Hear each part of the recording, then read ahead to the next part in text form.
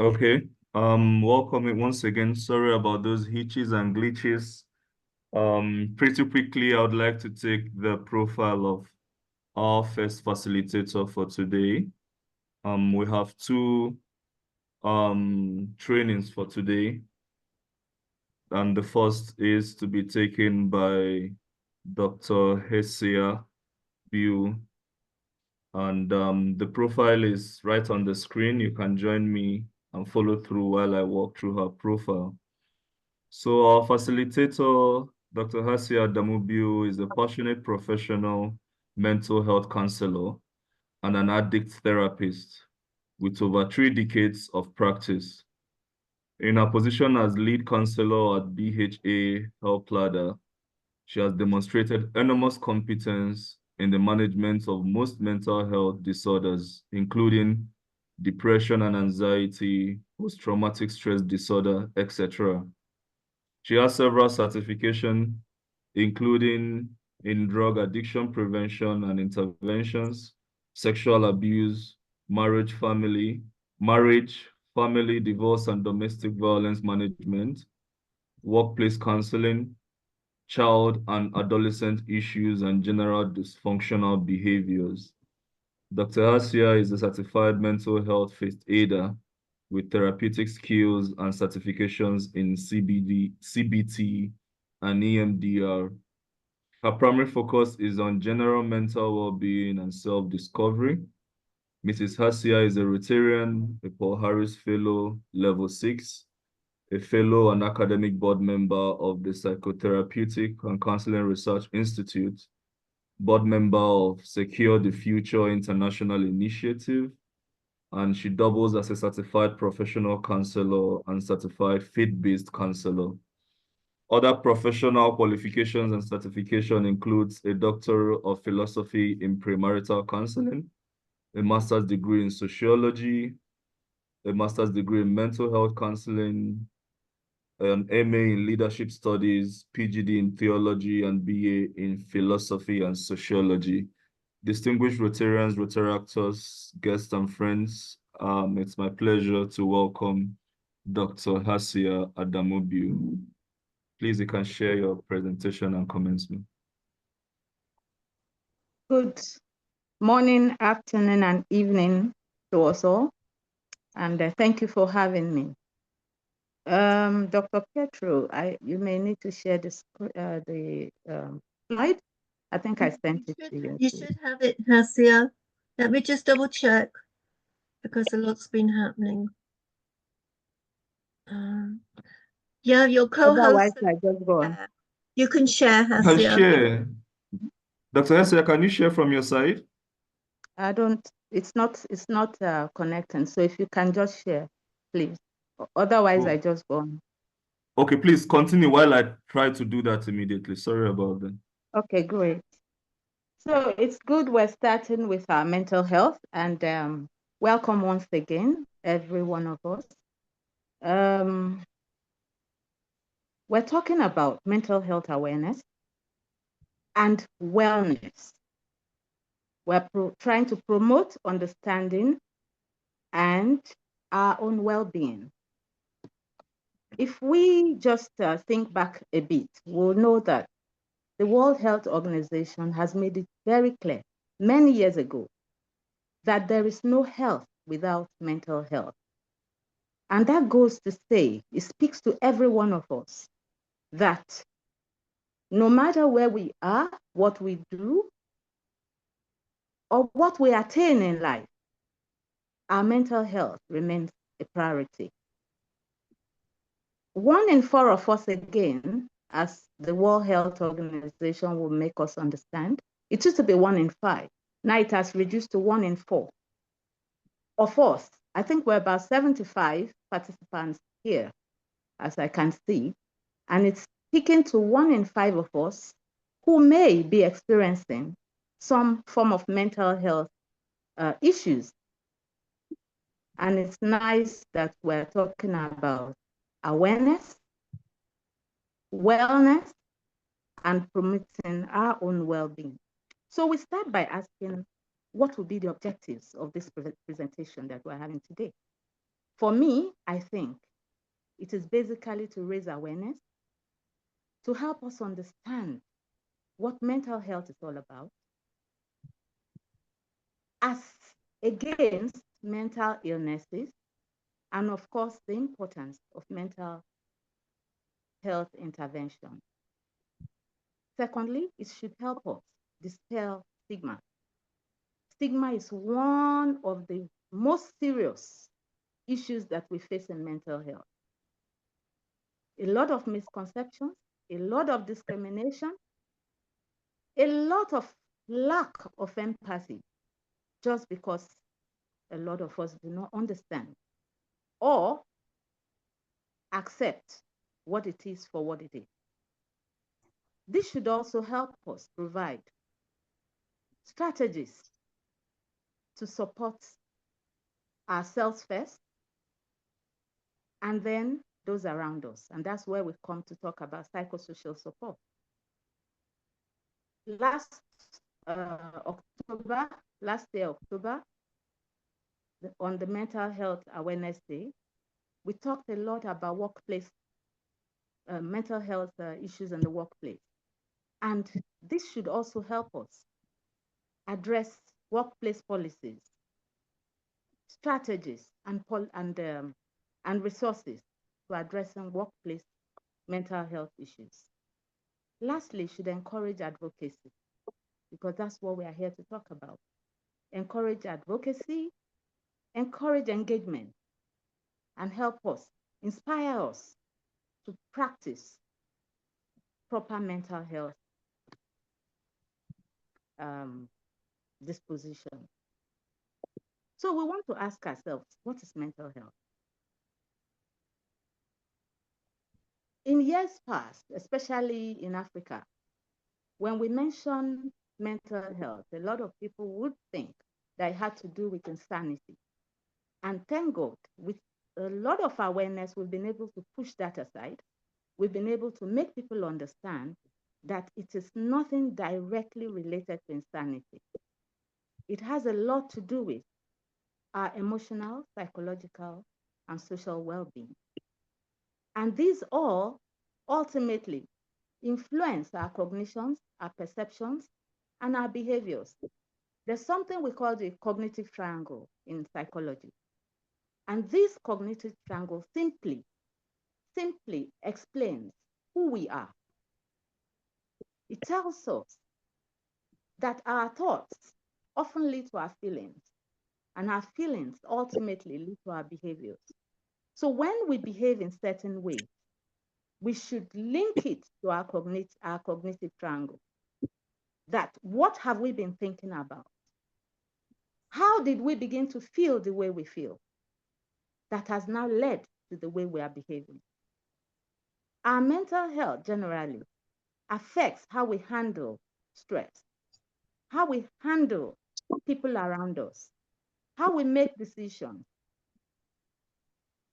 So it is important that we must address our mental health in the best possible way we can.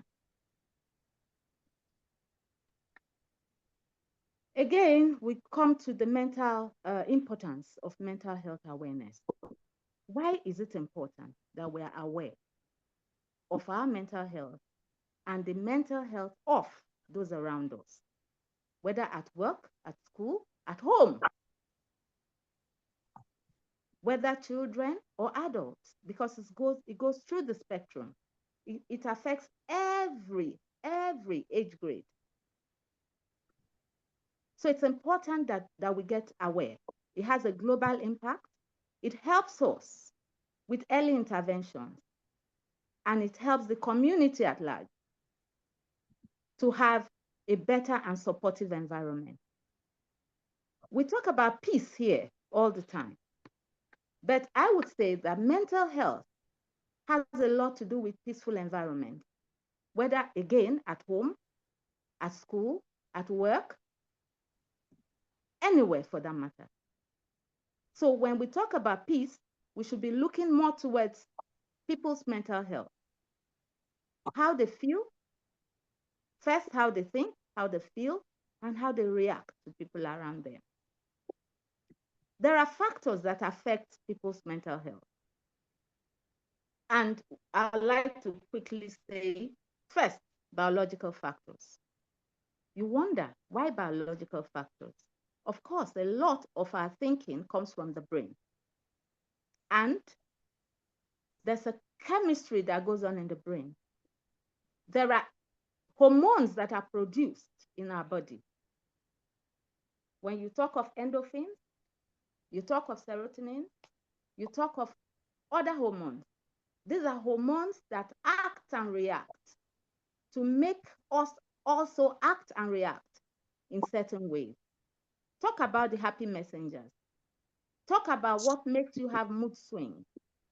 These are all biological factors. Oh, talk about women and their menopausal cycles.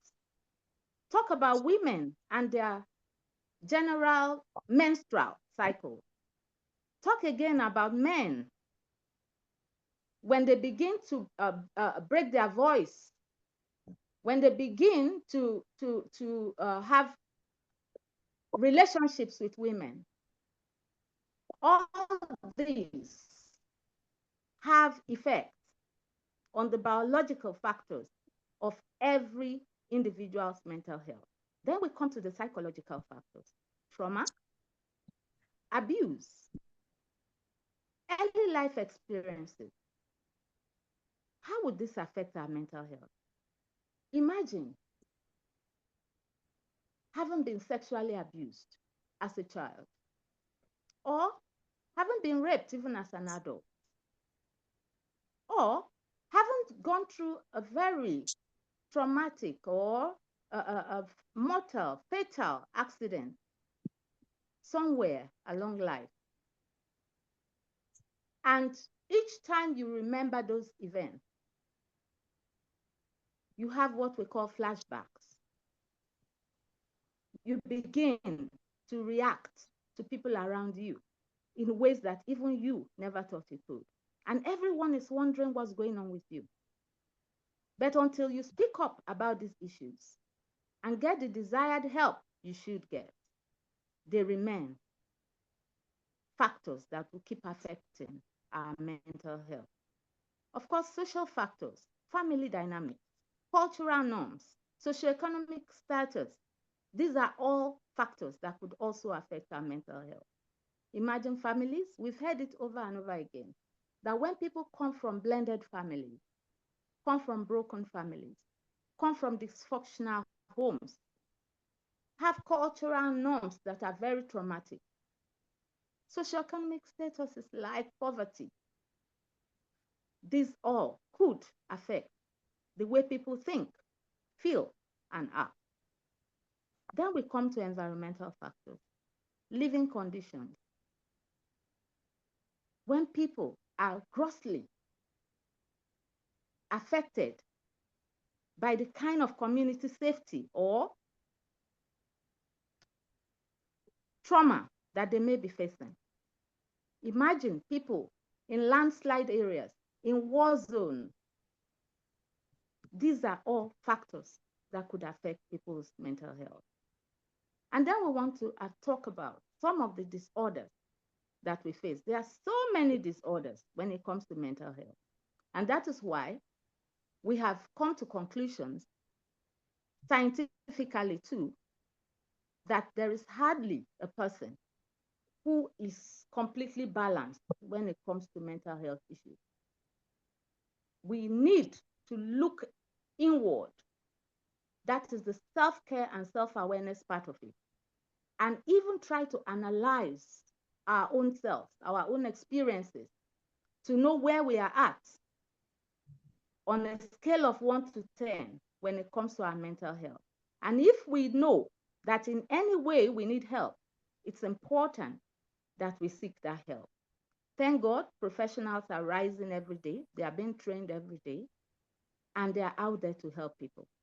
Now, some common disorders, I'm not saying this is exhaustive, but there are some that are very common, and I'm going to name them here.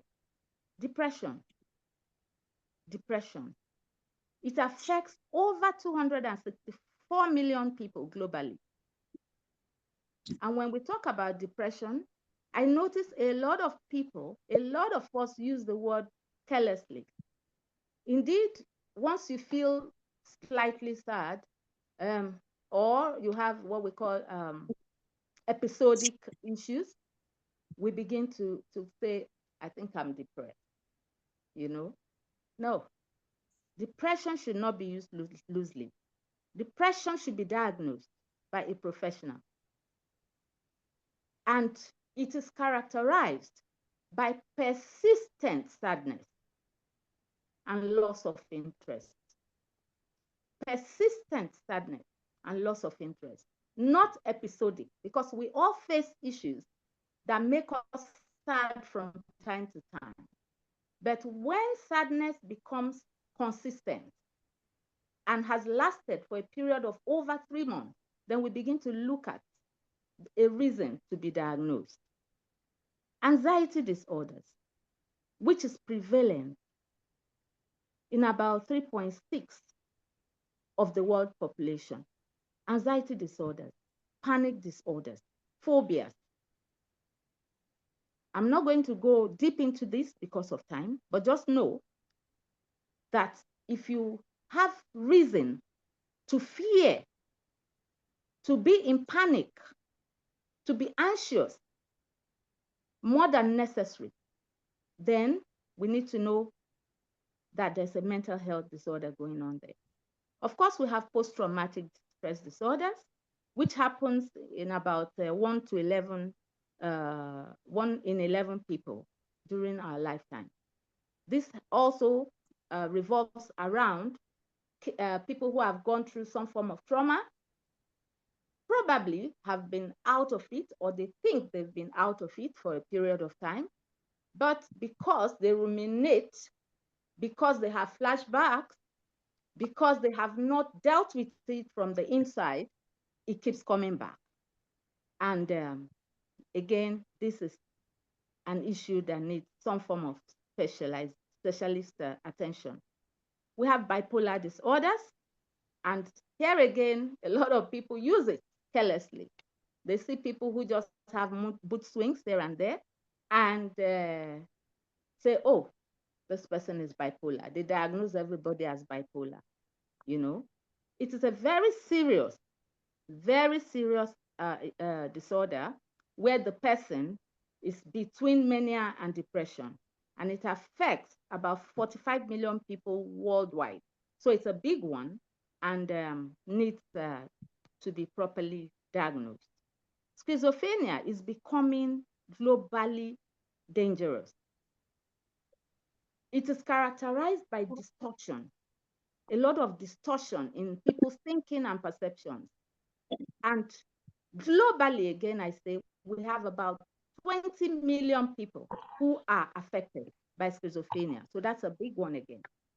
As I'm going through this, it is important that we all on this platform register what is being said, look inward, ask ourselves questions about the way we think, feel, and react, and begin to look at our social environment, wonder whether there are people around us who exhibit some of the traits that we're going to be talking, that we've talked about and we're still going to talk about, so that we will stand as agents of awareness, agents of help, since we're talking about personal and personal safety, and some form of promoting understanding. Yes. So it's important that we begin to key in and understand. So some of the signs and symptoms of mental health issues, which I want us to please look at properly, sit with properly, understand properly, to be able to get to be agents of change and awareness. Some of the signs will be emotional, behavioral, cognitive, and physical. One major one, which we've talked about, is feeling sad. when sadness becomes consistent. Another, anxiety, I've mentioned that earlier. Another is the feeling of hopelessness. When you meet people or you are with people for any age range, children, adolescents, adults, the aged, when you find feelings of hopelessness, please know that it is not normal. There is some form of mental weakness there. Overthinking, which I mentioned before, which is rumination. When people think about an issue over and over and over, and they're not able to make informed decisions, even after ruminating so much, it is a form of mental health disorder. We have the eating disorders as well. And in eating disorders, we have the anorexia, we have the bulimia. These two have to do with either eating too much or eating too little. There are people who are so scared to eat because they don't want to add an inch. And there are people who just eat and overeat, which is their own comfort, their own way of comforting themselves from whatever they are going through. So we need to look deep and know if we or any other person could be going through something like that. Of course, insomnia, sleep disorders. Sleep disorders is a big one where you find people who say they've not been able to sleep well for days or for weeks. And these days we find ourselves in hospitals trying to attend to people who are going through such disorders, because there are usually underlying factors that don't allow people to sleep well. Sleep should be normal. Sleep should be normal. Mood swings, which I've talked about when I was talking about depression, and loss of interest. So we need to look into these few symptoms I have mentioned. There are a lot more. There are a lot more, and they affect, they show up in people in different ways. Now, the mental issues, or the emotional issues, the behavioral signs, the cognitive symptoms, the physical symptoms, all work together. They all co-occur. You could be having, let's say, you could be having anxiety, and anxiety becomes something that gives you persistent headache. It makes you fatigued. You can't do much. You have aches in your body. These are what we call somatic symptoms. What is happening in the mind starts showing up in the body. So it's not every time you have a headache or pain in your body that you quickly pick some form of medication. No. Sometimes it is a mental health issue that is affecting or showing up those somatic signs. And that is why we need to always speak up if we have challenges. There are some misconceptions in mental health, and these misconceptions lead to stigma.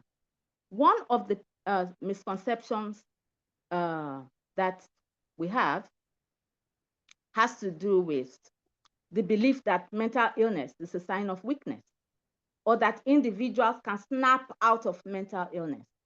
It doesn't happen like that. It's a huge misconception, and it should be taken care of. People need to seek help. They don't snap out of depression. You don't snap out of post-traumatic stress disorder. So don't tell people it's a passing phase. You don't snap out of grief. Somebody has lost somebody that they are very attached to, or has lost their pets that they've been very attached to, and you just say, oh, you can snap out of it. In a matter of time, you'll be fine. You need to watch what you say to people. People need to heal naturally for them to come back to their desired state of mental health. And we need to educate people when it comes to stigma, because stigma is a very strong issue when it comes to mental health. The misconception that you need to talk people down or make them feel that they are not the only one in the world who's been through this, for me, is stigmatizing them. You're labeling them for no reason. you know. So we must, as agents of change, as peace-loving people on this platform, learn not to give people ideas that what they are going through is not real or is something that everybody goes through. Because your threshold may not be the same as another person's threshold. What stigma does is it leads to discrimination. It leads to social isolation, and it leads people to be reluctant in seeking treatment. When you stigmatize people, they go into their shell. They don't come out because they fear discrimination. They don't want people to think there's something so wrong with them, leading again to the fear of seeking some form of treatment. There are strategies for promoting mental health and wellness.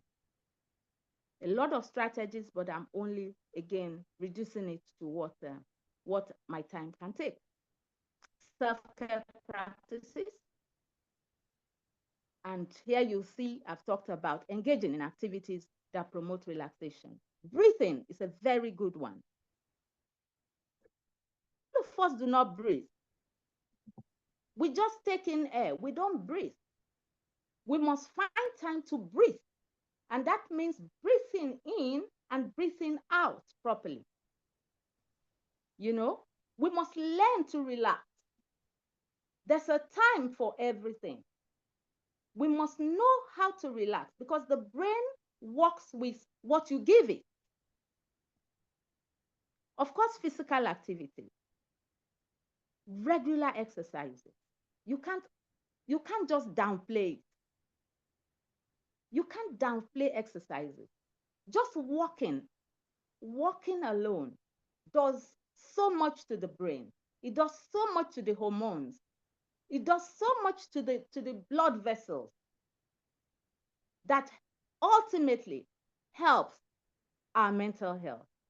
Balanced diet, eating well. Some would say, can we still eat well? Yes, we can. We must choose what we eat because what you put in is what you're going to get out. Adequate sleep. I said sleep is supposed to be natural. You're supposed to be able to get into bed. First, prepare your sleeping area. Make sure it is meant for sleep. Your bedroom, or if you're sleeping in a living room, wherever you're sleeping, should be prepared for sleep. That's not the time to have a lot of noise if you're somebody who doesn't like noise. It's not the time to have the TV on. We prepare for sleep.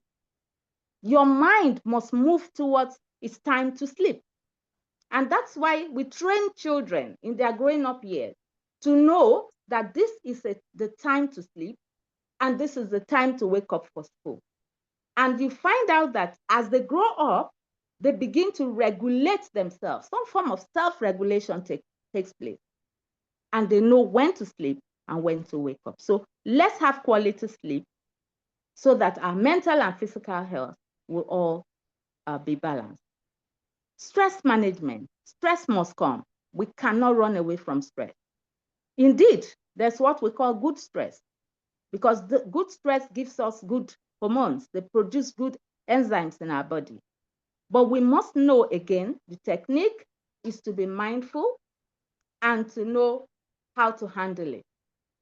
Being mindful means being in the now, living in the now, not overburdening yourself with the past or the future. So we must learn to do that. Social connections. Oh, that's one thing Rotary is so good for. You are able to meet people, you are able to support each other, you are able to enhance relationships, and we must learn to keep that going. Because once you disconnect, no matter how introverted you think you are, once you disconnect, you begin to live a life that is going down. Lastly, we need to seek professional help. Therapy or counseling is very important. You don't wait until things go so bad before you seek help. Once you notice certain traits, symptoms, signs that are not what they ought to be, you need to quickly seek help. Not every situation is about medication. Some situations are about your mental health and they are about talk therapy, not necessarily about medication. And I wish we go home with that. I know the time has gone, so I'm going to talk about the role of social support system. You are not an island, and I am not an island. We need to support one another. We need to practice living together. We need to promote healthy behaviors. We need to have sense of belonging. We need to reduce all manner of loneliness that may be going around us. So when we see people who are lonely, who are idle, who are isolated, to show some form of support, to find out. One thing I say to people when I have the opportunity is ask people, how are you? Learn to ask people how they are. It is a miracle statement. You'll just be shocked how many people are waiting to be asked, how are you? The natural answer is usually, I'm fine. Oh, I'm good. But ask that question a second time, looking into the person's eyes, if you can. And then you will see something. You will see a sign as to whether this is really true or not. And we should learn to be, give information properly. Flow of information is very important. Let's not lie to ourselves. Speak out more. Speak out more. Remember, our perspectives are diverse. So if I'm not seeing things the way you are seeing it, it's not a crime. We must just learn to tolerate and give opportunities to others to be who they are. My level of resilience may not be your level of resilience. So we need to show practical assistance and help to one another. Social support is important. I talked about workplace mental health, which a lot of people are going through. Before they leave for work, they are already feeling heavy. Indeed, they don't want to go to work. The minute they're leaving their offices, it's like, oh my God, thank you. They're not happy in the environment. They feel bullied in the environment. So workplace mental health is another point we need to talk about. Another place we need to look into. Work-related stress is a big challenge to a lot of mental health issues. So what do? One of the strategies we keep talking about is to implement employee assistance programs where they can have a work-life balance. I don't know, we're trying to push the government a lot. We're trying to put this out a lot, and I'm sure it's going to work, especially here in Nigeria. We've been lucky that our mental health bill has been passed. It was passed early last year, 2 years ago now, and we are waiting for the indigenization. Hopefully, it will be done soon because we are really pushing. And workplaces will begin to see a different, they begin to have a different experience, hopefully. So I'm going now to my conclusion. In conclusion, I would like to say that mental health awareness and wellness, I'm reading this out, are crucial. They are very crucial components of our overall well-being.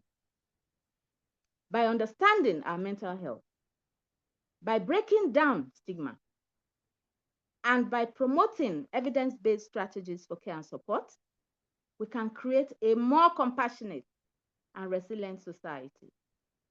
I'll add to that we can create a peaceful environment. As peace advocates, we must be ready to also push for good mental health support.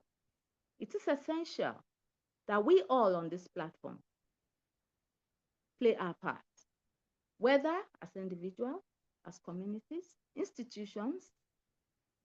We just need to foster good mental health, make it a priority, understand it, nurture it.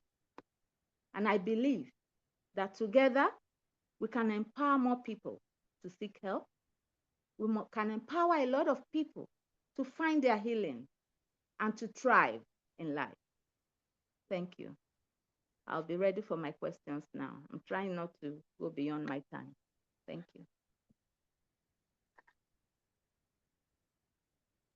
Thank you so much. Thank you so much. Thank you so much. Thank you. Please, a round of applause for our facilitator. That was beautiful. That was beautiful. Thank you very much. Thank you so much for this. It's educative. Yes, indeed. Thank you so much. Quite If you educative have any for some of us. questions, Thank you so much, Mama. Thank you so much. Thank you so much. Thank you. This is mind If you have any blowing. Thank you. question, please put up your hand. PDG Allison, I don't know if there are questions on the chat box. No, there's none in the chat box, but Femi has his hand up. He's the first. Okay, Femi, you have the floor, please. Go on, proceed. Wow. Thank you so very much, our facilitator. And I want to also thank the organizers of this training, as it were. I really appreciate everything. Talking about mental health, Madam Facilitator, if you permit me, I think it's one thing that is extremely very difficult to identify when there are weaknesses or issues. You find a situation where somebody just tells you, let me just be, for example, and you begin to find out what is going on, what is happening. He just holds it to himself, he's not talking out. Before you know it, they go into solitude. So I'm beginning to wonder, somebody will just tell you, I just want my peace for now, okay? How long can we really say one can have his peace in solitude when you don't even want to talk to some people, as it were? All right. Where does this what do they call it now? When you go on your own, meditation, isolation, meditation. Where does all this come in identifying problem with mental health? I'll be so glad you can help me out with all of this. Thank you so much. Yes. Okay, please, doctor, can we get the other questions so you take all at the same time? Okay. Roterano Bichuku, please, you have the floor. Okay, thank you, my national chair. Thank you, facilitator. In fact, this teaching just come at a very right time for me.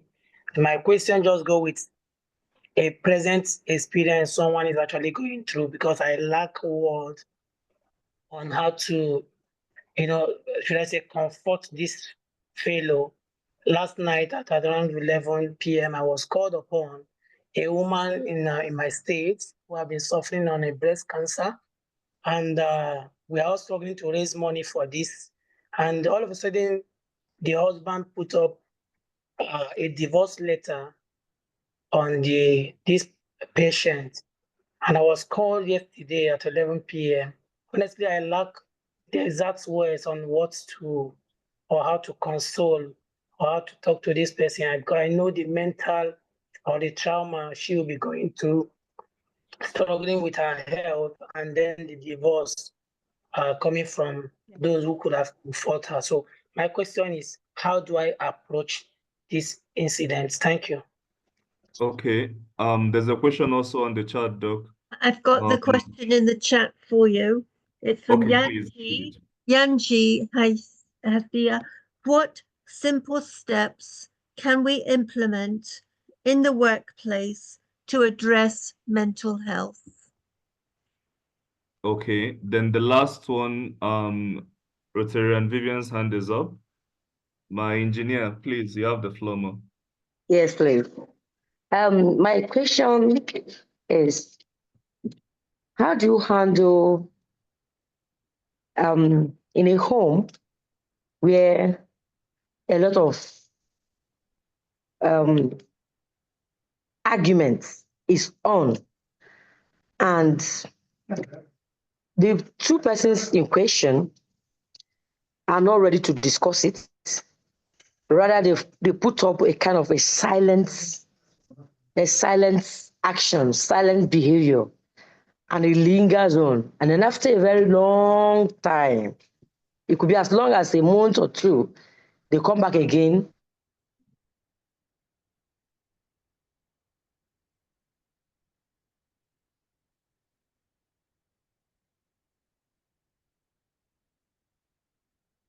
Vivian, we've lost your sound. And tend to be living well and fine. Because I have a friend right now, coming up from she has not gotten.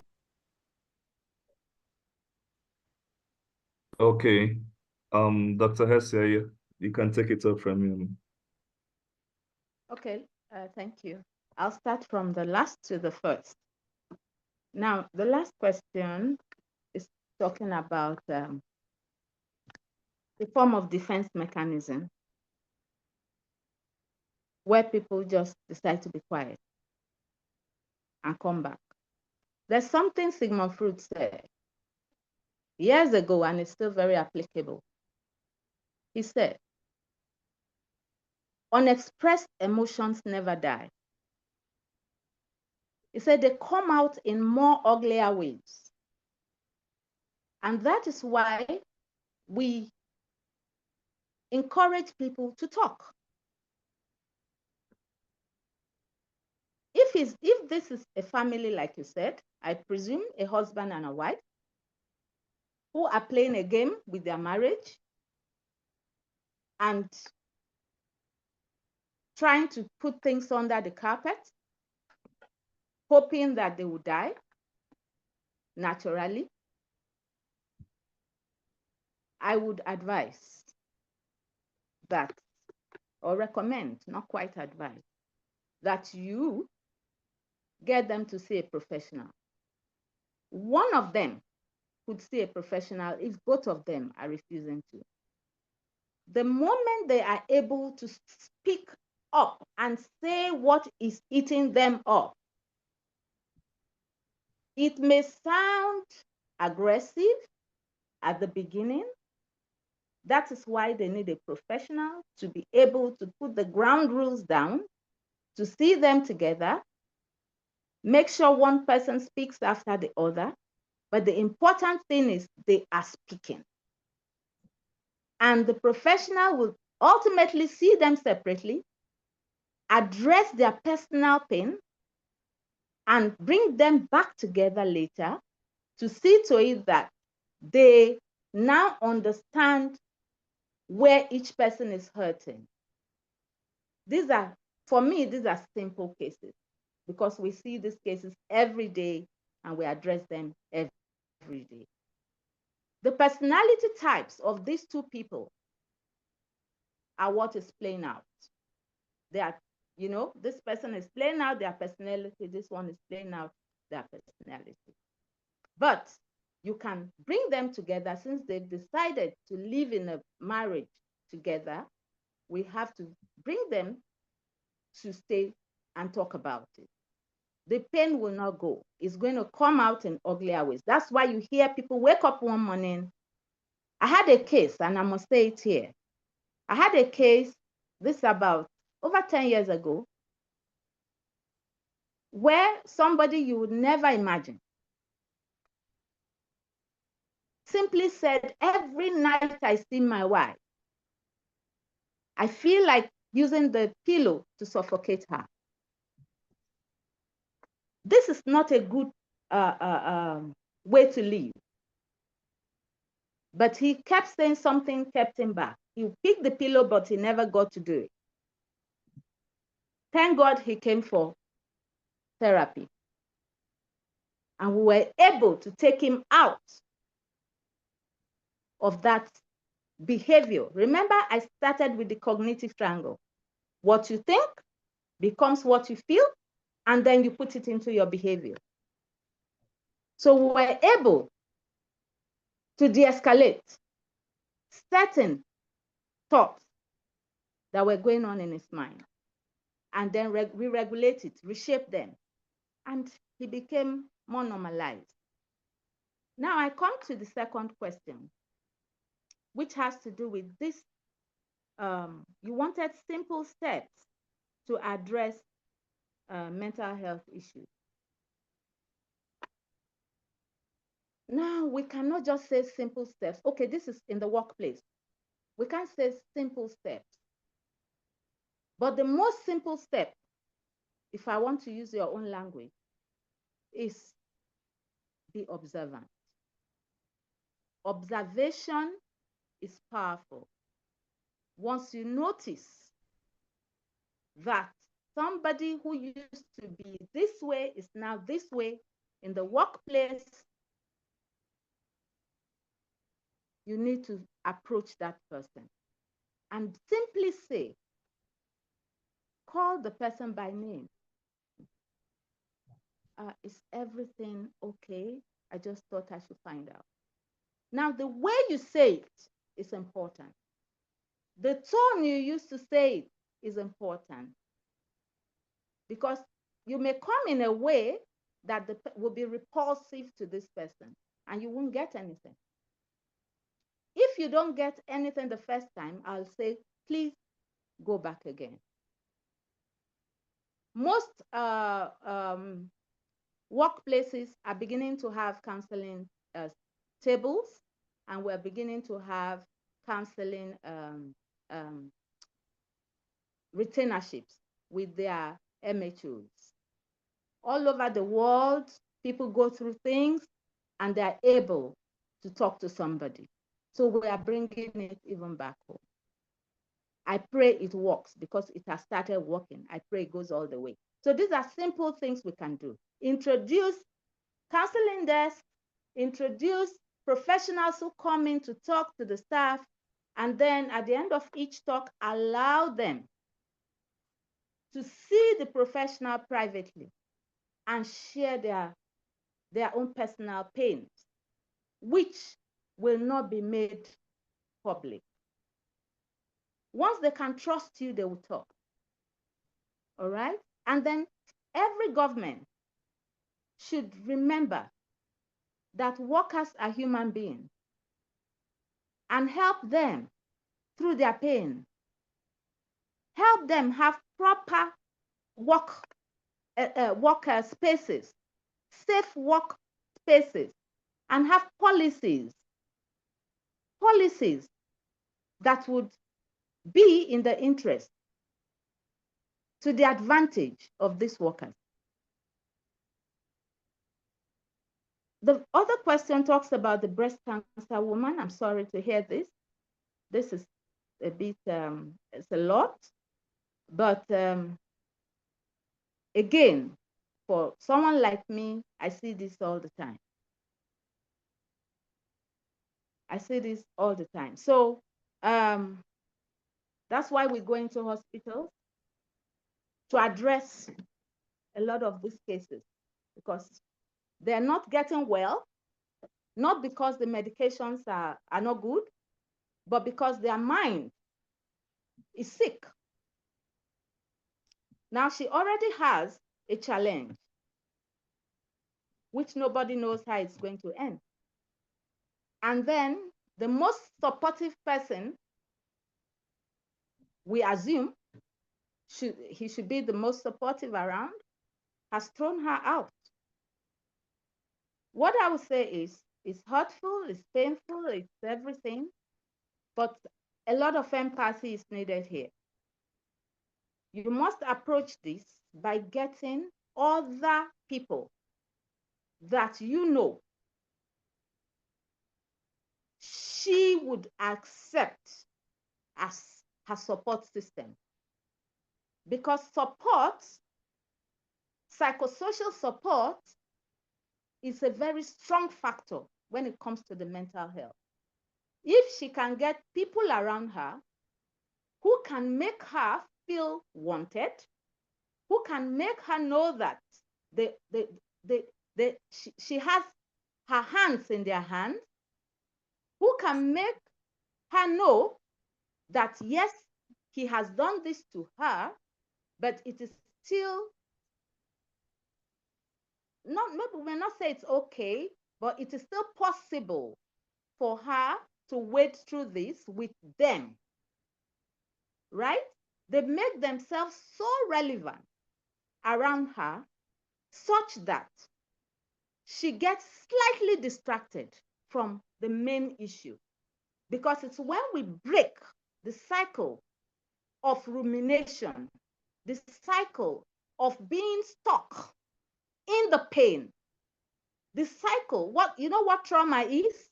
Trauma is called a hidden chain. It's a chain that holds a person bound.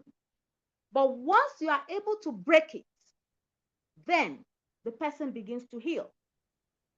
So you need to introduce a new support system which she will accept, right? And that means negotiation. That means discussion with her. You need to know who she would like to be around her. Okay? So the last question has to do with the issue of isolation. Now, isolation has led to a lot of issues. But when you see somebody isolating for long, if it has gone beyond 3 days, if it has gone beyond 3 days, please let it be a source of worry. Begin to advise the person on the need to see a therapist, because a therapist will be able to get into the person's inner mind to bring out whatever perceptions are going in there and help the person de-escalate it. Okay? Don't just say, she said I should leave her alone, and you leave her alone. Wait for 3 days. If it is still the same, know that this person is experiencing some form of mild, very mild depression. And there are things happening around this person they don't want to talk to you about, but they may be able to talk to somebody else about. Okay? We have seen a lot of this lead to suicide, and we want to avoid it. Okay? Thank you. Thank you so much, Doctor. Yes, you did exceptionally well answer it. And I'm so glad the next facilitator will dwell very much into trauma healing and awareness. Thank you so much, Dr. Hesia. You unbundled it. Please be rest assured, participants, that you will get the slide. I've seen lots of requests for it. This is a very rich material, and we thank Dr. Hesia for magnanimously putting it together and making it available for us. Thank you once again, my capacity doc. We are privileged to tap into your wealth of knowledge. Thank you so much. Thank you. Thank you. All right. Well, on this note, very distinguished Rotarians, ladies and gentlemen,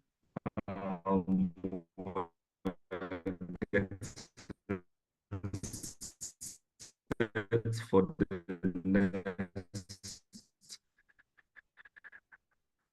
facilitator, yet a trauma expert as well. Please let me remind us to name our devices properly. We're taking screenshots of participants and attendants, which would speak to our grading processes.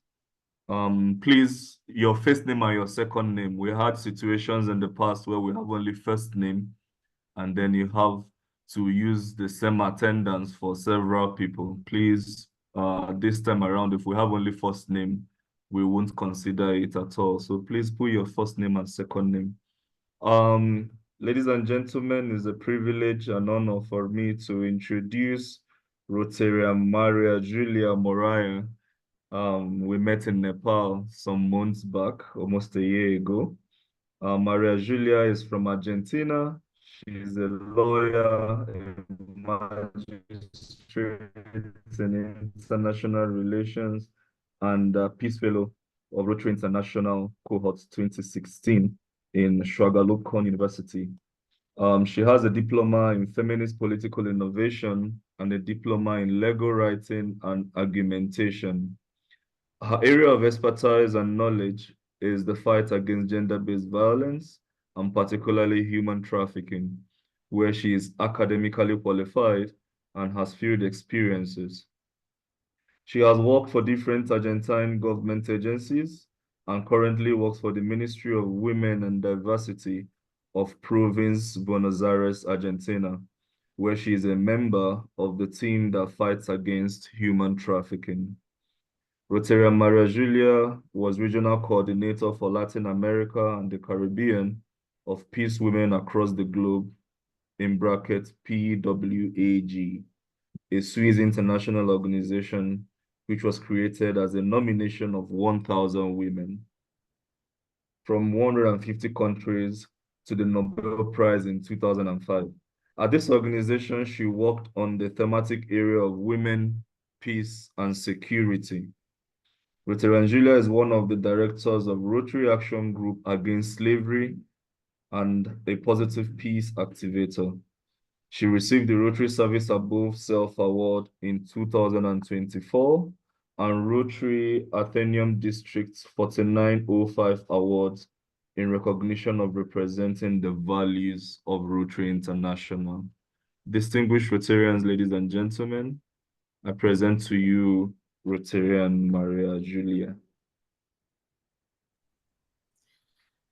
Well, good morning again from Argentina. It's an honor for me to be with you. First of all, congratulations for the Nigeria chapter because you are doing a great job. Yes, I met Petro 2 years ago in Nepal, so it's wonderful to meet people who are part of Rotary's family.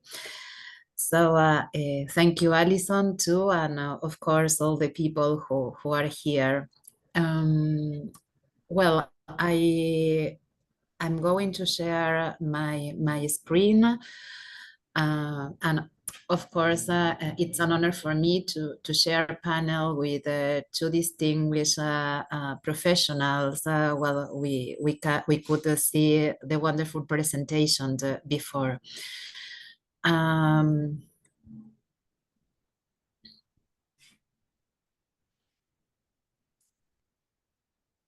So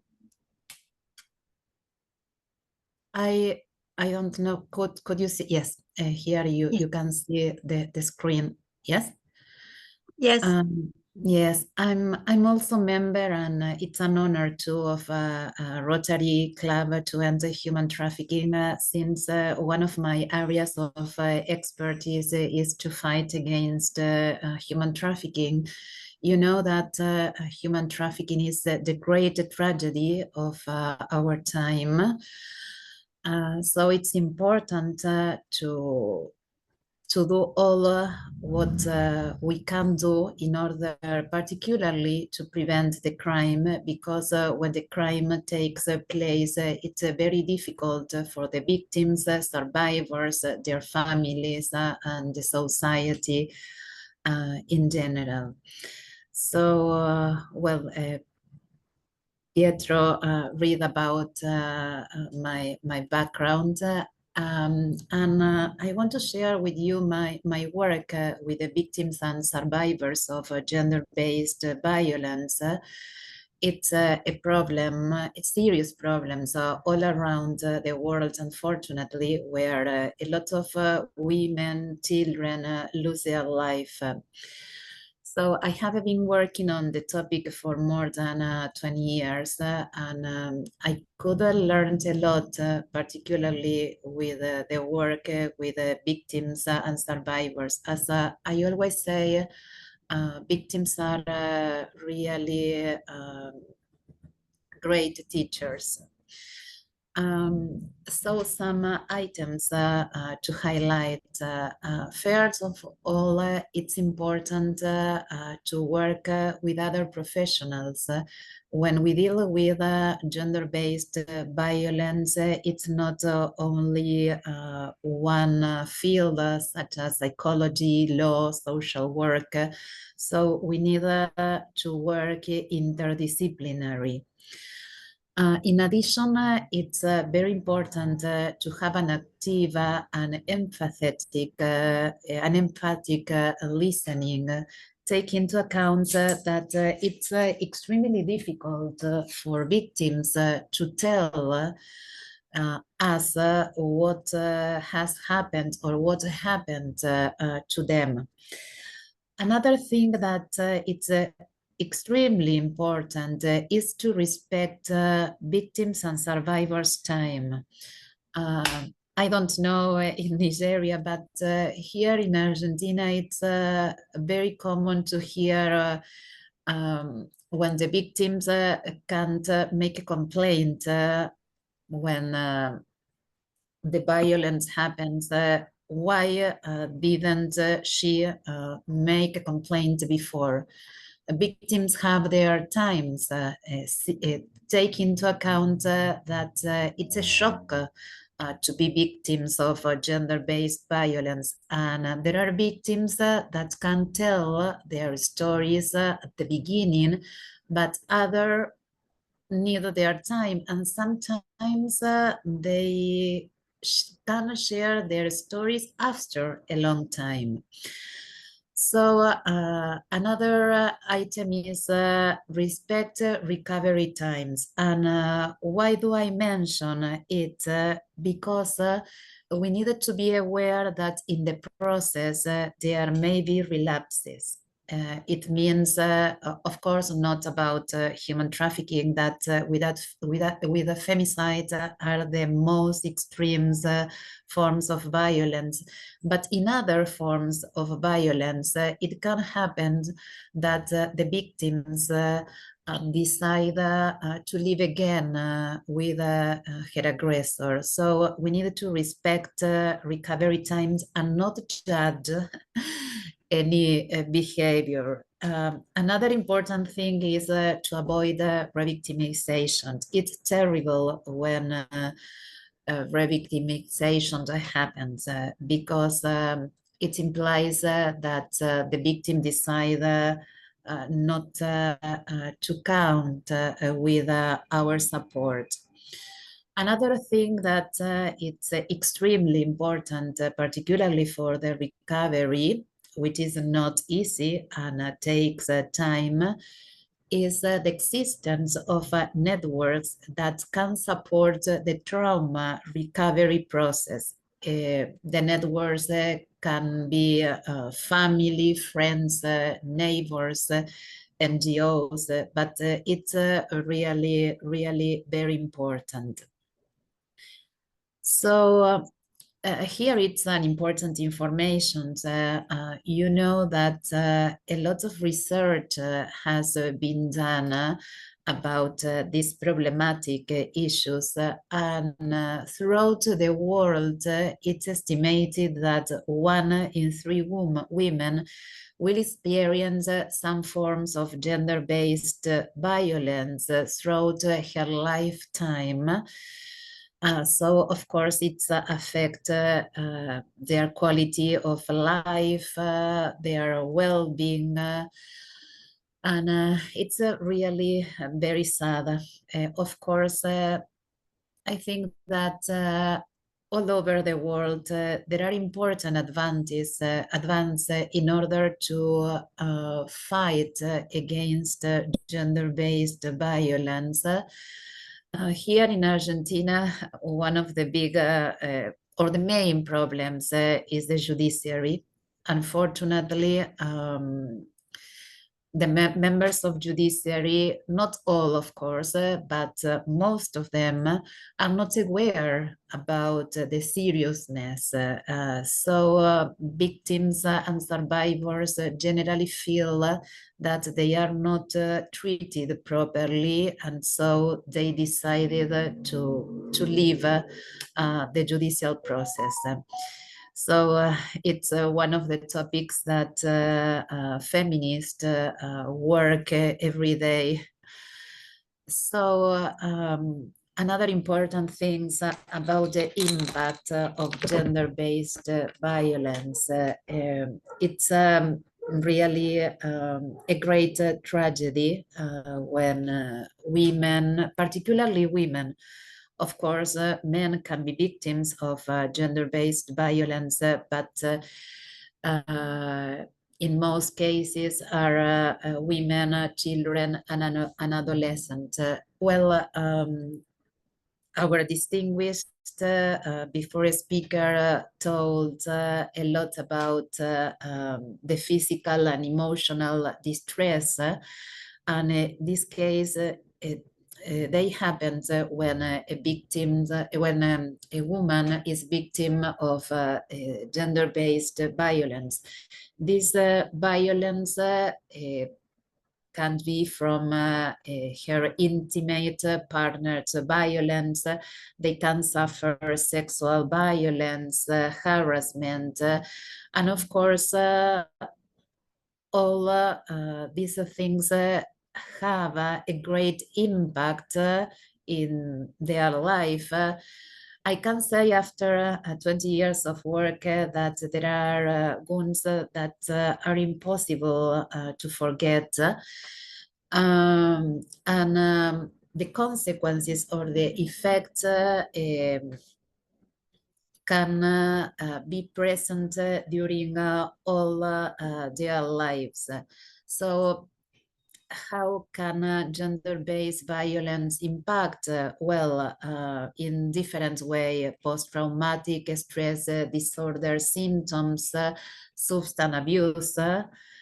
It's very common, unfortunately, because the recovery, it's when they take drugs or other substances, really very difficult. Some of them commit suicide. Terrible for our society: depression, eating disorders, and anxiety. So the impact is really very difficult. With victims of human trafficking, it's more difficult because take into account that victims of human trafficking were slaves. It's incredible that we talk about slavery in present times, but there are millions of people who are slaves. So the recovery is really very difficult.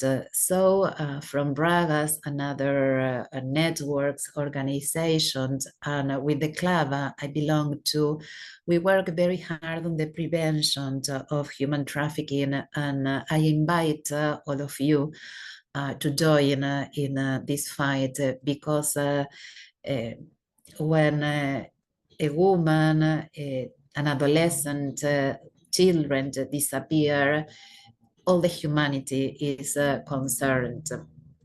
So beyond physical and mental health symptoms, gender-based violence can affect survivors on many personal, social, and spiritual levels, impacting their ability to connect to themselves, others, and the world around them.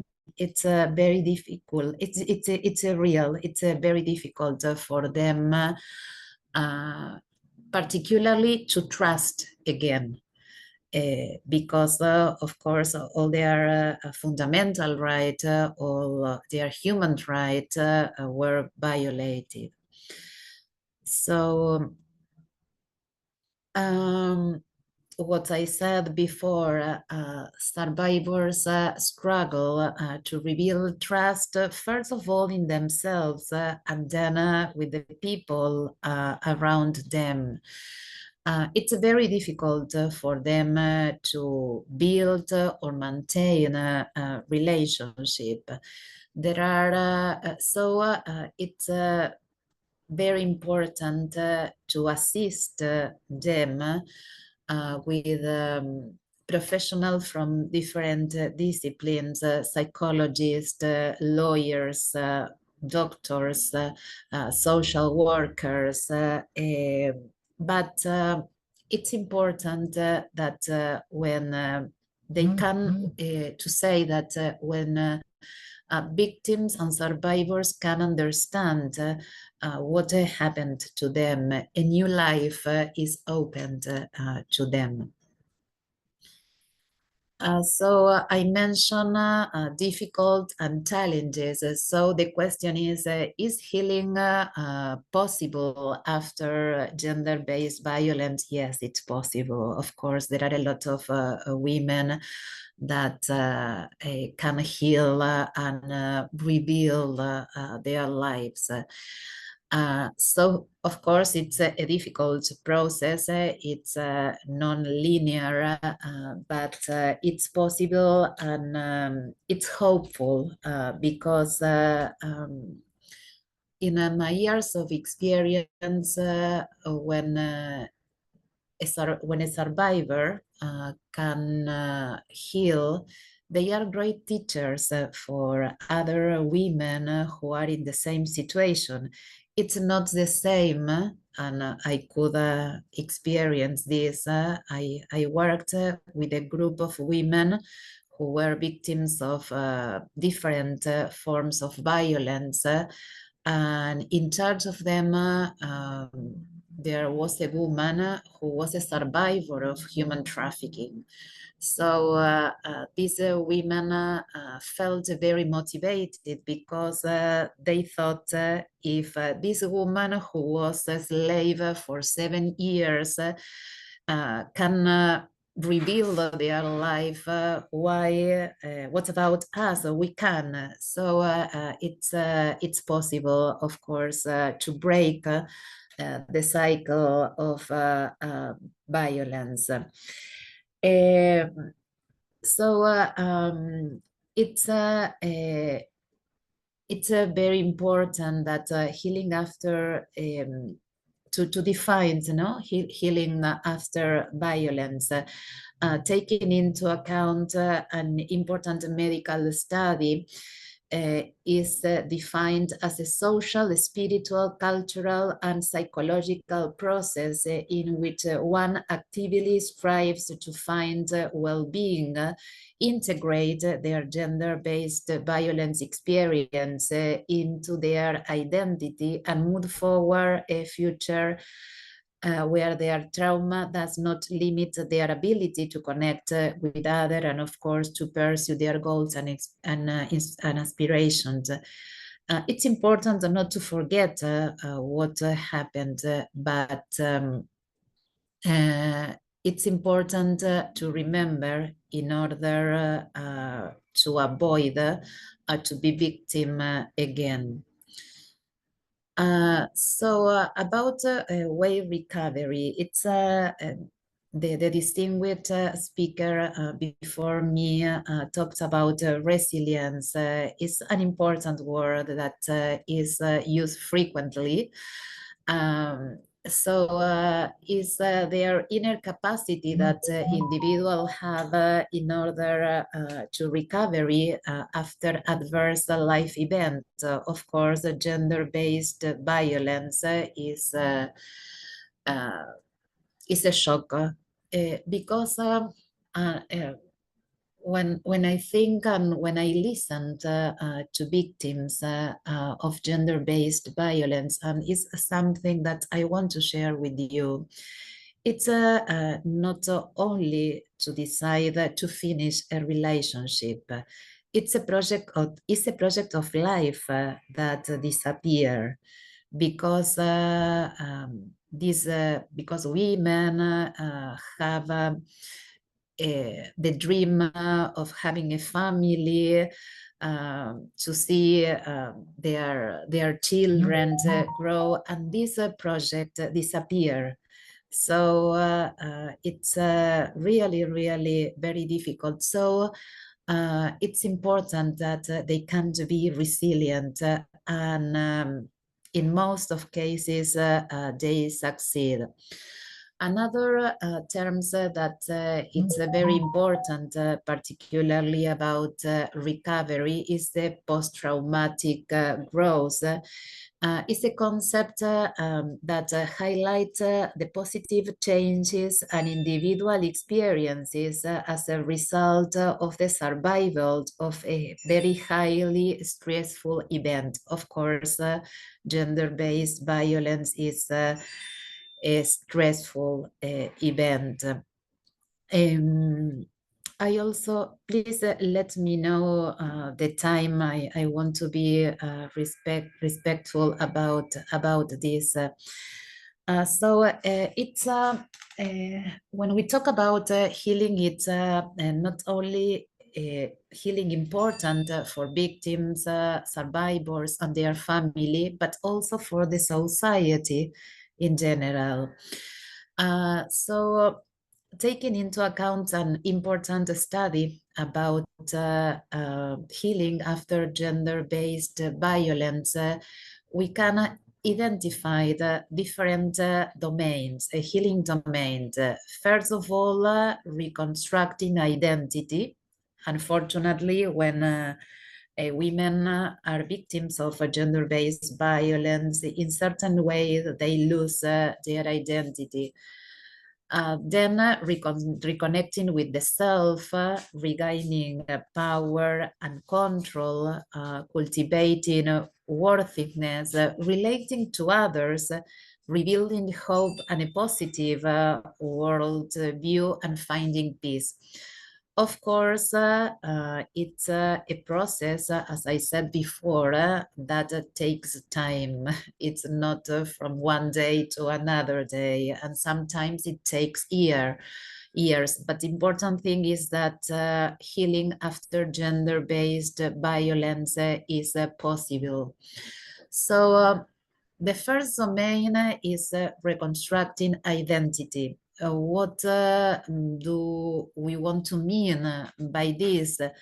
Learning who one is after trauma by acknowledging one's stress, practicing self-acceptance, and rebuilding one's path is the very first step in order to recover. And I took some quotes about from victims and survivors, and here you can see healing is a process. Of course, as I said before, it is finding ways to integrate what I have been through with who I am, both despite it and because of it. It's not about trying to get rid of the pieces of me that have been shaped by it, because that's never going to happen. It's about trying to accept part of myself and work through what has happened. It's very touching, this quote. So the other step is reconstructing with the self. How can we define this domain? Feeling able to trust one's decision, making and connect to one's body, mind, and emotions. So we are an integral, so our body, minds, and emotions are together. Trust is difficult to achieve, but it's possible. And with this presentation, I want to leave the following message. It's a hard process to leave violence, but it's possible. The key is to find the right people in order to assist women, adolescents, children when they are victims of gender-based violence. And here another testimony. Yeah, I probably don't spend enough time thinking about being present in my body as much as I think about passing it in some way, whether it be mental, physical, or emotional capacity. Another domain is regaining power and control. It is defined by feeling as though one is capable of managing their own decisions, symptoms, and recovery process. It's very important because when someone is a victim of a gender-based violence, other people in general take decisions because the victims are not in conditions, but when they are walking about recovery, they can be capable of managing their own decisions. So here another quote. So, you know, it was just a good productive time in my life where I really felt like I had a lot of autonomy and flexibility to kind of explore what I was doing while working and feeling like I was being a contributing member of society. This is very important. And it's in part what I said, that the society is affected when someone is victim of gender-based violence. I remember one testimony of a woman. Last year, I went to a neighborhood here in my city. I live in La Plata, very near Buenos Aires city. And a woman said to us, because we were a member from the Ministry of Women, that when she was victim of gender-based violence, she couldn't find people who understood her. But when she could find the right people to assist and to support her, she said something that really touched my heart. She said, "I really feel free." So it's very important to have the right support. Another important domain is cultivating worthiness. So this domain is defined by fostering positive beliefs about one's value through self-reflection, engaging in activities and interacting with people who empower individuals to feel capable and deserving of respect and dealing. Then I want to share something that I can discover with the Seed Funding project that took place last year. And another testimony, yes, and I have been really working on it. I have been trying to really put my energy where it is helpful to me. It's very important that they can discover this, to put the energy in the right place. Pursue what makes me feel good about myself, which is my art. As professionals who work with victims and survivors, it's very important to achieve that victims and survivors have a good energy, that they can trust again. I feel like after all of this, I feel good about myself, and it's wonderful. I feel proud of where I am. It's really very important.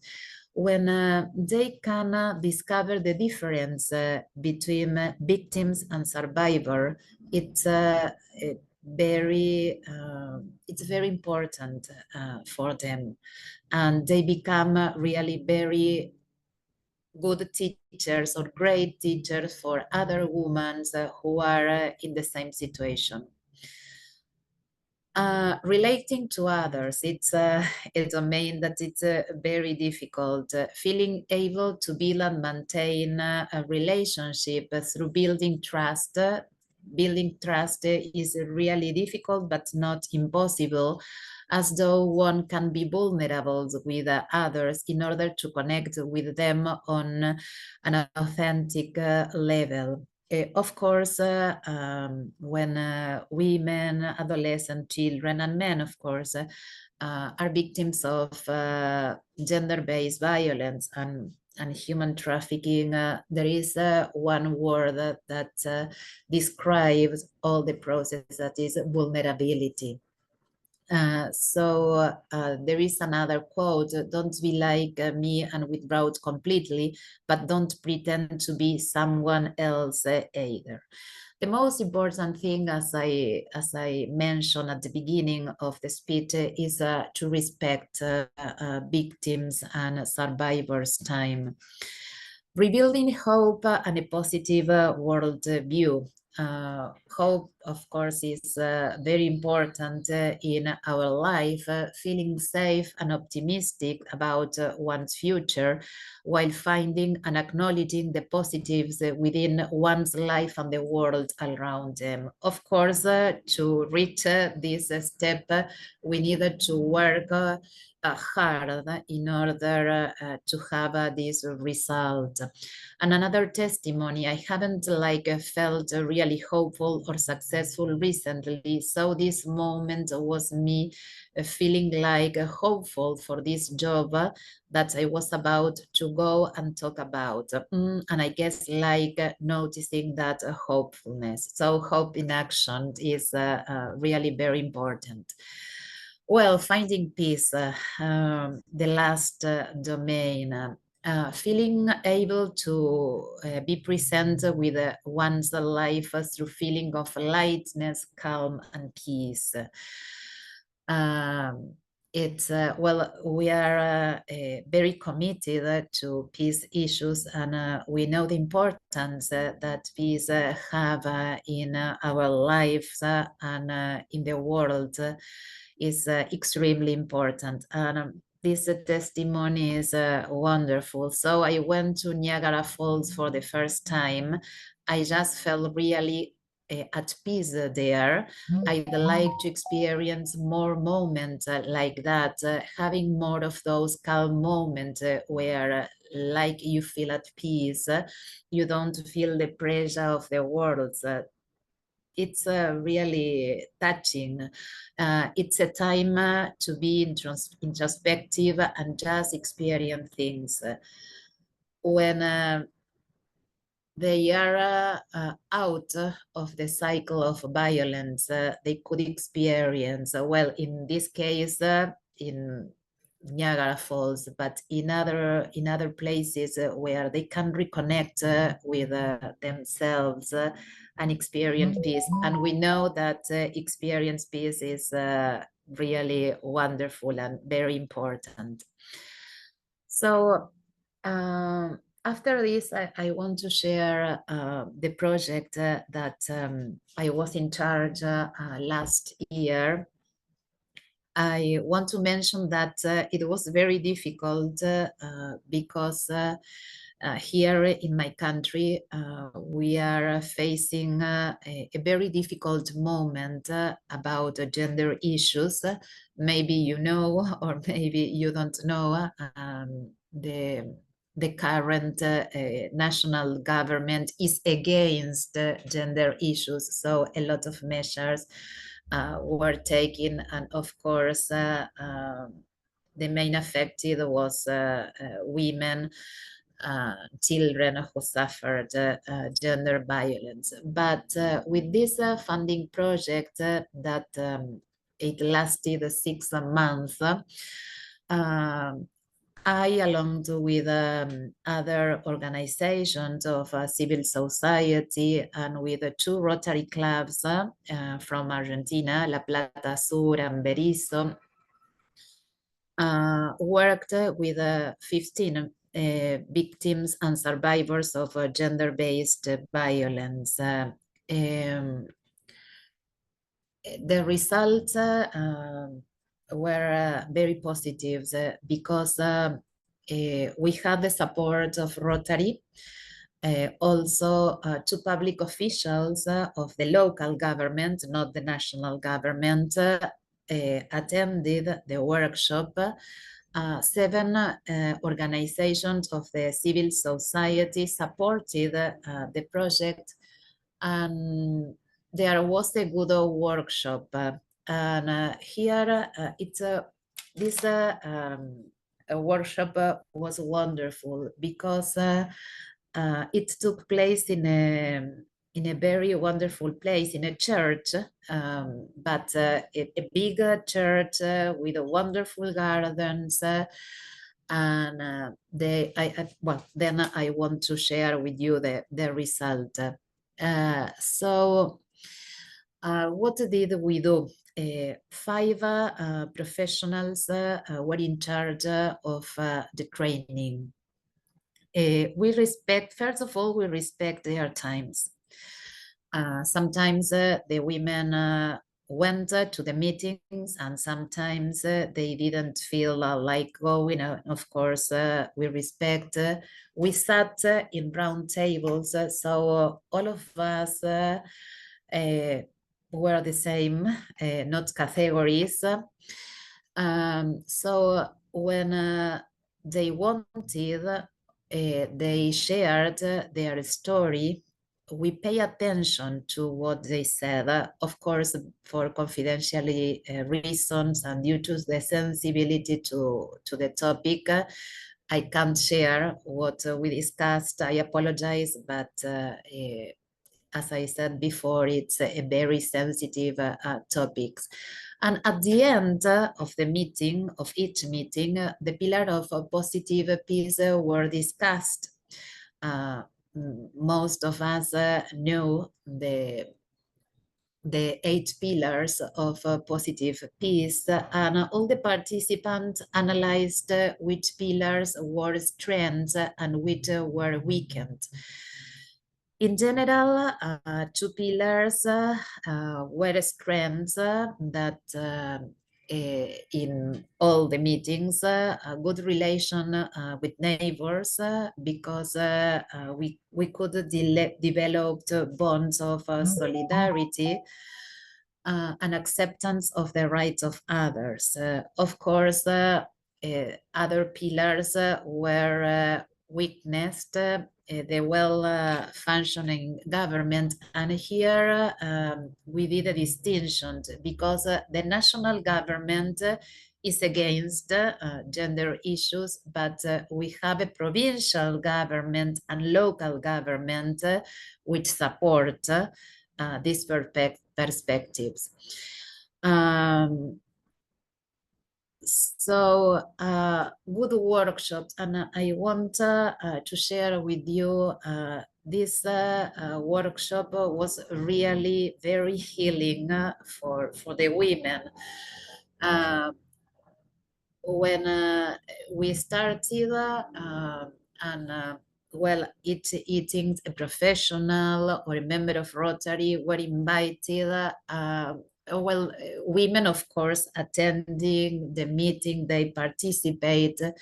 But when we started with the good workshop, so they could learn to use the good, their faces, their attitude were different. They feel happy. Of course, as I told you before, the place was really wonderful with a garden. It was in a spring, so with flowers. So art is really healing for the women, was really healing for the women participants. And an advice for people who work on gender-based violence, always take an activity like art or whatever you want. So I want to highlight is they smiled, strengthened their bond, and with what they learned, those we wish can have their own business. And it's very important because as you know, or maybe you don't know, we are a poor country. Argentina is not Buenos Aires because maybe people who come here think that Buenos Aires is like an European city. No, Argentina is a poor country. So for women, for women and for the society in general, it's very difficult to find a job. So with this workshop, if they wish, they can start their own business. So the result and positive result, I mentioned that 2 officials from the local government attended the workshop. So some demands of the victims and survivors could be channeled through them, and solutions were provided. And it's really very important to work with government in this kind of project. Another thing that makes me feel very happy is that Caritas La Plata, Caritas is an institution very important from the Catholic Church, asked me to support the people who participate in the institution activities. So it's a real an honor for me to support people. And most of the women take into account, and I'm really happy for this too. Most of the women participants requested further training, and this will take place next month. Excuse me. So the seed funding project was really great, and I'm really thanks again to Rotary International and the Institute of Economics and Peace to give me the opportunity to develop this project. So I always conclude my presentations with a phrase, and on this occasion I choose Bishop Desmond Tutu. He passed away some years ago. And he said a phrase that really touched my heart. And he said, if you are neutral in a situation of injustice, you have chosen the side of the oppressor. I think that all of us are not neutral.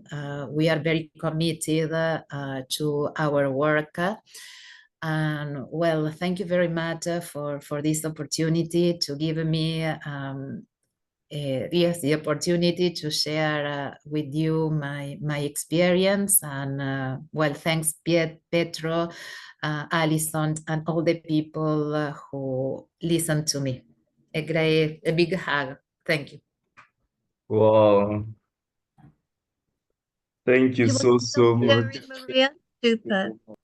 Yeah, thanks a lot, Maria.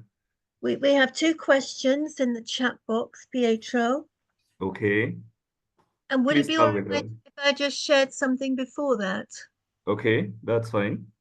So Maria, it was wonderful to hear what you said today. So it will come as a surprise to many of you. I grew up in domestic abuse. My father was very violent. My 2 brothers were violent. I also learned that my fathers had abused my mothers and my sisters. I have no childhood memories. I have no desire for any. And the way that I escaped was to leave home at the age of 17, and I'm at peace with everything. But what I'm saying is, it is possible to move away from it, but often you have to recognize it. I didn't know really it was happening. And these interventions are extremely important, and it happens at every level of society. So with that, I will give you the 2 questions. I want to say that it's very important, and thank you, Alison, to share your experience because it's not easy. It means that you really feel about this situation. Of course, we remember what has happened, but you can go and do important contributions to your society and to the world. So thank you very much. Thank you, Maria. So Julia has asked, I'll give you two questions at the same time. What steps could we take when a gender-based violent victim refuses to leave the environment, especially in marriage? And then a second question from Faith, is gender-based violence only physical? So two important questions. When a woman refuses to leave the cycle of violence, unfortunately, it's very difficult to support or to help because we need to respect her decisions. But it's important to know that in some time of her life,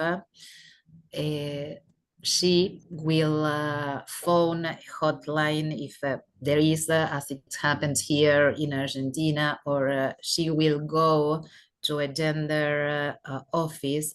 And it's important that women who are suffering violence, but they find it very difficult to break the cycle or to leave the partner, that they have all the information in order to ask for help.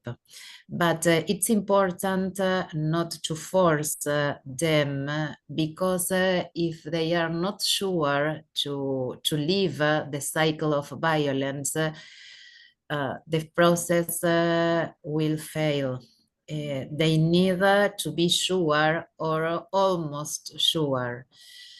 It's very hard when they said to us, no, I don't want you to stay with me anymore. I want to stay with him because I love him.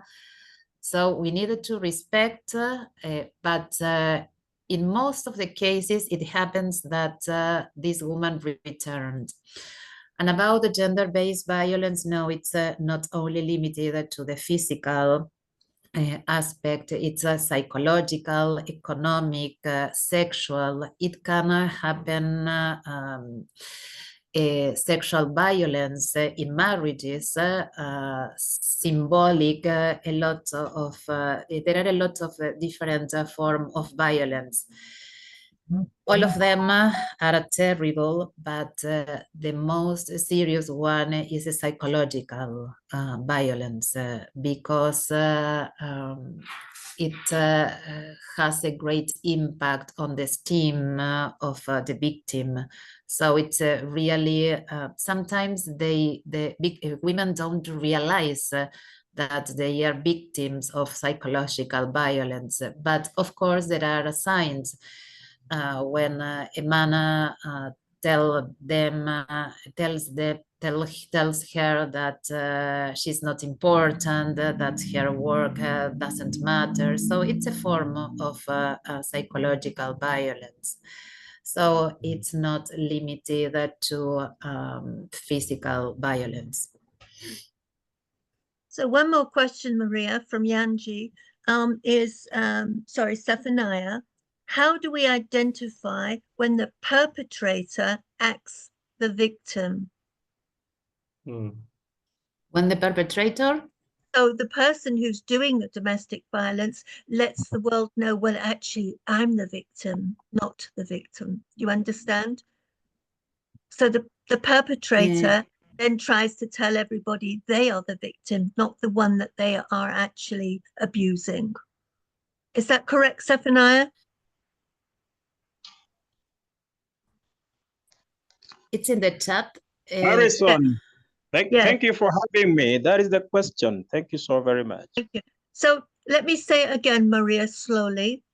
So the question is, how does one identify who the perpetrator is if the perpetrator is telling everyone they are the victim? Okay, yes. Well, it's a really difficult because in this cycle of violence, the perpetrators say that not in all cases, but in some cases, they say that they are the victims because of the attitude of the real victims. So fortunately, I don't know in other countries, but in some Latin American countries, Brazil, Argentina, we are working with masculinities. So in order that they recognize that they are perpetrators and to learn to be not perpetrators. Of course, it's difficult, but there is something that it's important to highlight.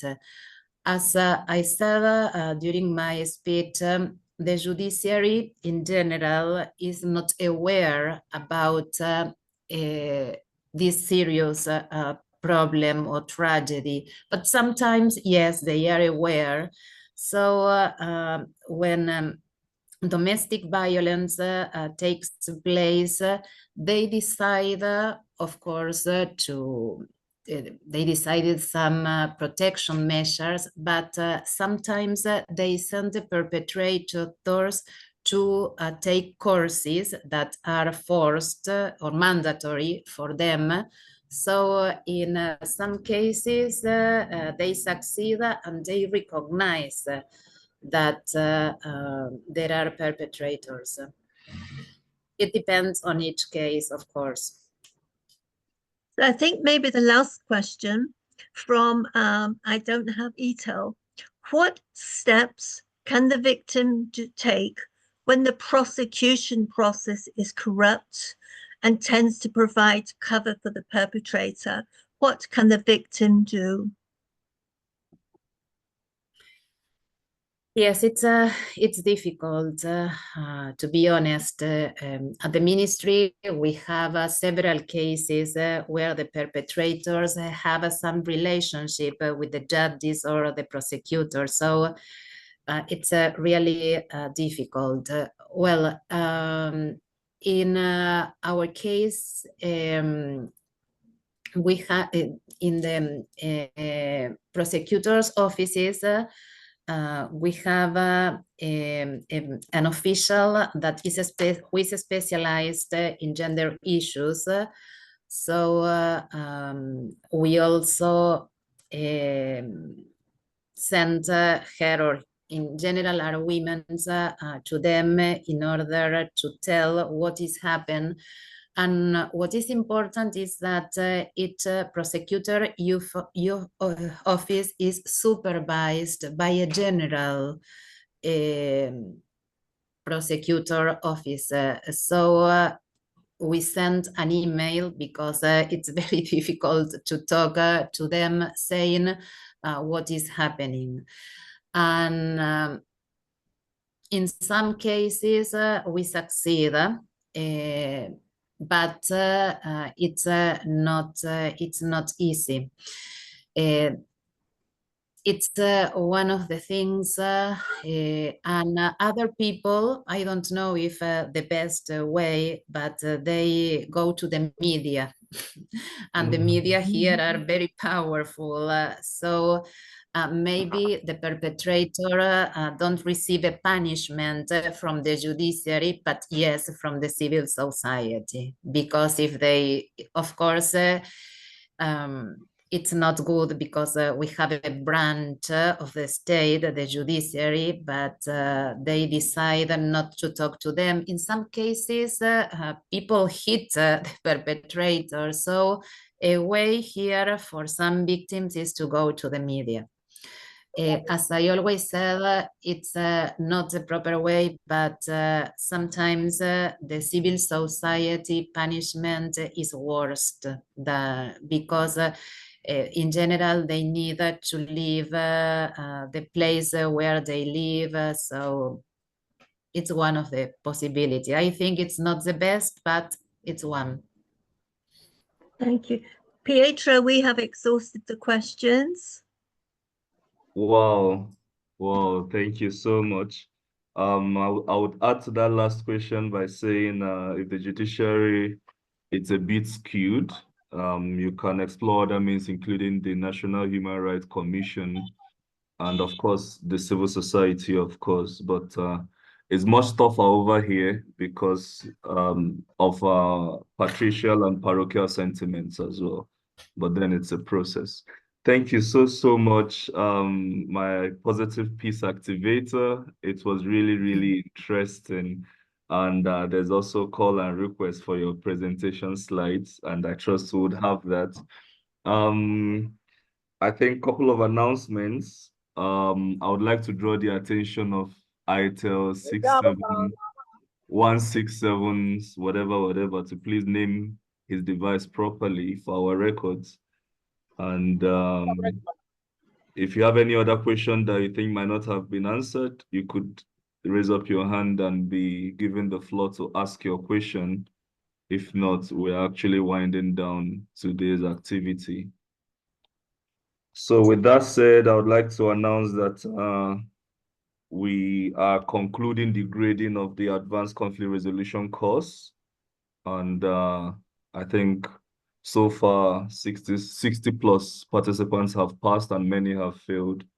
I would like to reiterate that we are working with the Positive Peace Framework and the 8 pillars of positive peace. So I really get confused when people keep making references to other methodologies of positive peace. We are strictly working with the IEP positive peace pillar. So kindly keep that in mind.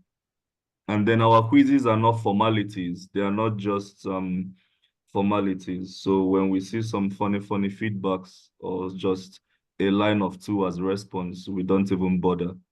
And it's really intended to make sure that we grasp the whole thing. And when we find ourselves in the field, we know what to do.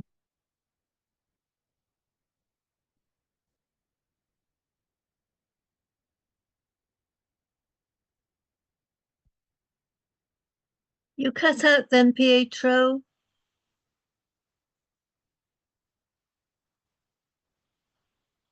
Are you still with us? Pietro still with us? Perhaps he's dropped off. He'll be back.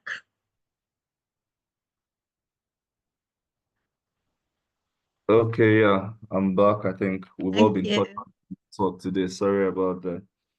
Okay, I don't know where I dropped off, but I was announcing that tomorrow we have the last lap of this workshop, which is the HEAT training. HEAT is Hostile Environment Awareness Training. It's important as peace builders that we are situationally aware, that we also recognize risks and threats before they manifest and take appropriate cautions on personal safety. The first law of human nature is self-survival, self-preservation. So tomorrow's training is going to make us more aware or better aware on personal safety and security. So that would conclude the workshop for the psychosocial support and personal safety program. You will be getting all the slides, but let me caution that only those we have their email will get it. I'm not ready to harvest any other email from the chat. We already have a pool of information.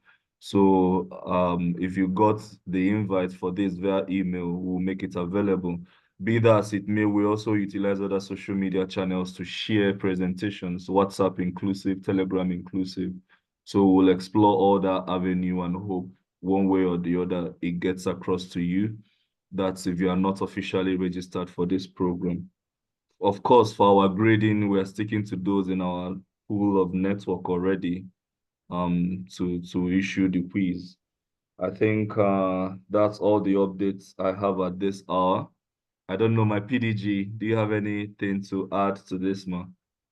No, I don't think so for today, other than just to congratulate you, Pietro, on the facilitators that you're getting for these trainings.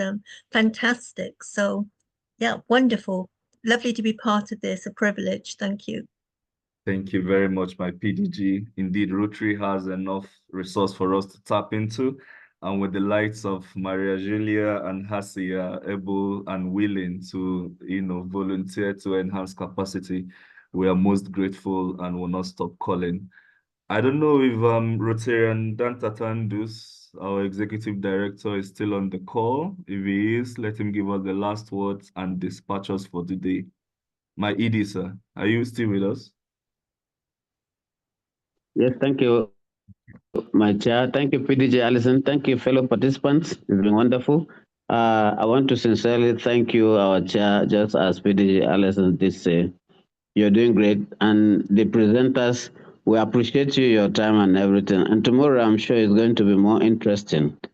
Thank you for this hour of training.